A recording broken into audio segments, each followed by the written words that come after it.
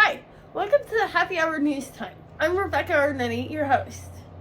Today we're drinking Fruitland's Modern Times beer. It's a sour tropical fruit goose. Whatever that means. We got it at Whole Foods. I'm sure you can find it at your local Whole Foods. Let's see how it tastes.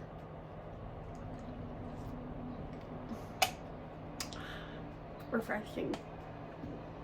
So today we're going to talk about the conflict in Ukraine and where the Western allies kind of differ from the leadership of the Ukrainian military, including generals and commanders and the president of Ukraine himself, and where they differ and why that matters. So the war between Ukraine and Russia has been raging coming up on a year now, and most of the West sees the situation as being in a stalemate.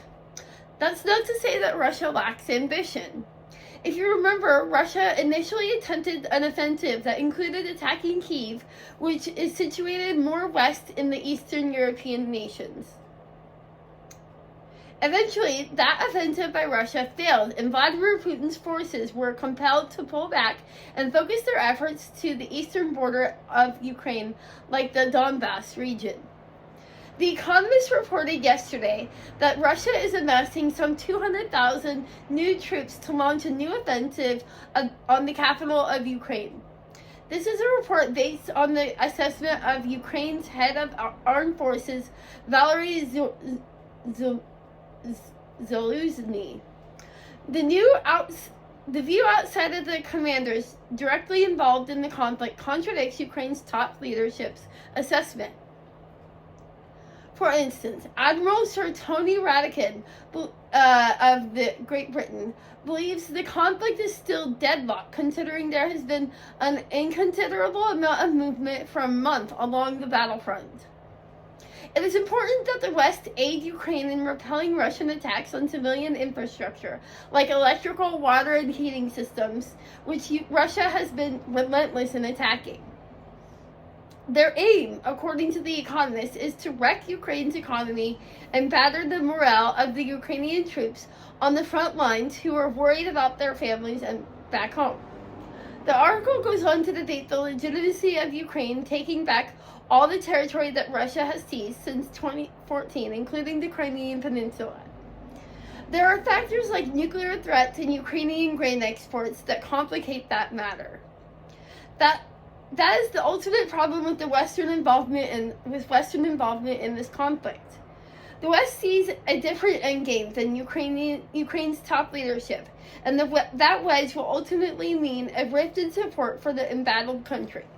You gotta imagine, if you have different endgames, there's gonna be a fork in the road where support for Ukraine by Western allies and Ukrainian leadership see different goals of how this comes to an end. The Western allies are interested in a peace deal with Vladimir Putin, which may include Ukraine giving up some portions, like continuing control of the Crimean Peninsula by Russia and the Donbass in some of those areas.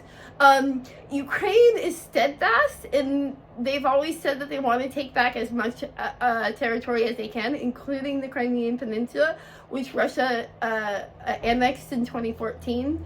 So this fork in the road and this wedge where there are different endgames in these two partners is going to be a real challenge going forward for both sides, because the Western leadership is going to want to see this conflict come to an end as soon as possible, considering there are a lot of energy problems in Europe that are conflicting with the whole war, and Europe has gotten a lot of their energy from Russia, and because they're boycotting that energy supply, energy is costing a lot in Europe this winter, and that's a compelling reason to want a peace deal. But Ukraine doesn't have that conflict, and they are steadfast in their belief that they want all their land back, and they want the sovereignty that they were promised in the 90s when they left the Soviet Union. So, however this comes to an end, It's going to be a challenge for both sides to come to some resolution. Hopefully, Western peace prevails, but you know, you don't want to back Vladimir Putin into a corner and see where that takes him. So this has been an episode of Happy Hour Newsroom. Thank you for joining. I appreciate your time. Have a great day.